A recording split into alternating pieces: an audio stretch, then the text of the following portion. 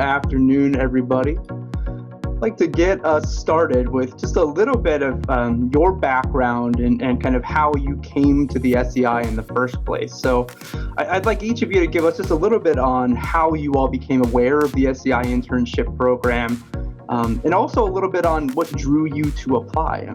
So how I became aware of the SEI internship is actually my professor at Loyola University, Professor Tom Podner. He said that there could be internship opportunities, and I hopped on board. It was a great opportunity for myself to actually work with the SEI. What drew me in was I really wanted to grow not only in computer security, but to grow as a team member. To be a part of a bigger team and be part of projects where I can actually deliver to a customer. So I actually just started grad school. Last semester was my first semester, and I'm a part of a program called Scholarship for Service. I'm not sure if anyone is familiar with it. So essentially they encourage students to seek out an internship with the government, whether that was a federal agency, FFRDC. And so the person who's in charge of the program at our school encouraged us also to attend a job fair, which was last January in DC. And so I went around, looking at all the different FFRDCs because a lot of students had received internships from them. And so one person who actually went to my school is actually employed with Carnegie, and she told me, hey, why don't you go check out our booth? And so I did, and I found that there were many opportunities to expand with cybersecurity. So I ended up applying, and I actually got offered there at the job fair. So it was quite exciting.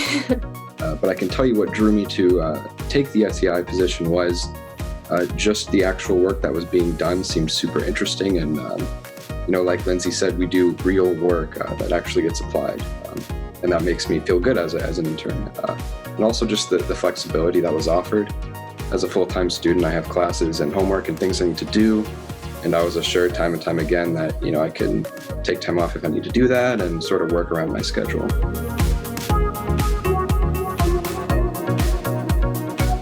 When I first started the internship, I had basically no knowledge of anything machine learning related. So I was coming in as a blank slate for ML, which nearly all the work in the ETC is ML related. So the biggest challenge for me was getting up to speed. Implied in the name emerging technology is this idea that you sort of need to have some sort of prowess to really fundamentally understand what's going on. One of the really nice things about the SEI internship program is the ability to kind of pick up new skills on the job, right? So you mentioned this. What we're really looking for aren't necessarily kind of fully grown subject matter experts in a field, but folks that exhibit the characteristics that are indicative of folks that can pick up those skills and rapidly apply them to kind of emerging customer challenges. It's a real hallmark of a lot of the internship experiences I've had the pleasure of being involved with during my time here at the SEI. Definitely having my work being used by the team. It's rewarding to know that the hours that us interns put in on Platform Insight, which is the team I'm on, it's actually beneficial to the team. Whether all the research we're doing, development, it's helpful. Granted, the members of the team, they have clearances, so it's kind of hard sometimes, for interns to know exactly what they do day to day and how they use our work. But they're always communicating with us, telling us that our work is extremely helpful and applicable to the things that they're doing internally in the office. So that's extremely rewarding knowing that. Austin, I wanted to shift back to you as well. You've been through the SEI internship experience to come out the other end a full-fledged member of the technical staff here at the SEI. So walk us through what that transition was like and why you chose to stay. But the reason why I chose the SEI to become a member of the SEI are the people. The RSS team at the Cyber Workforce Development, those people are the ones that drew me in. It takes a lot of teamwork in order to accomplish a goal. A pro for me is definitely the flexibility. So as I had mentioned, I'm in graduate school currently, and then I'm just doing the internship part-time. So this internship program actually allowed me to balance both extremely well. I didn't have to worry about running from class and then driving all the way to work. So just simple stuff like that. It's actually been pretty easy. And also the manager is super flexible with hours. So if interns have any conflicts with like school, deadlines and tests and stuff like that, they always say take care of school first. So they're extremely understanding to the situation and they always make the best of it.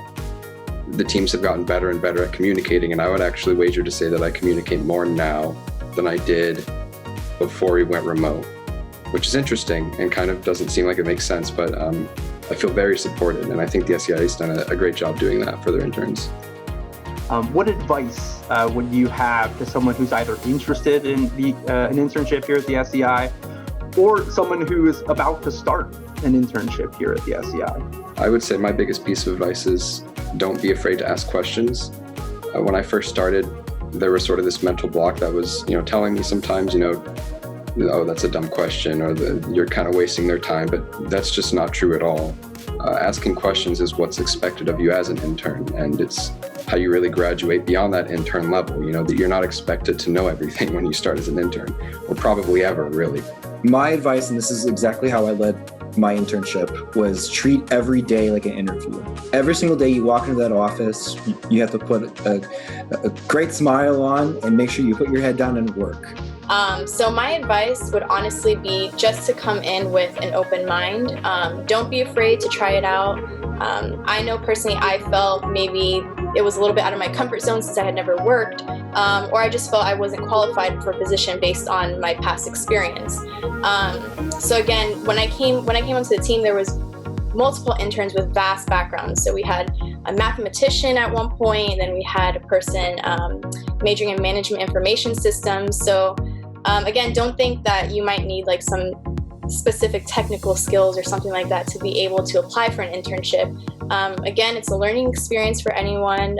They all want you to learn, succeed, and most importantly, work on stuff that you're interested in. So if you are interested, give it a shot and just see where it goes.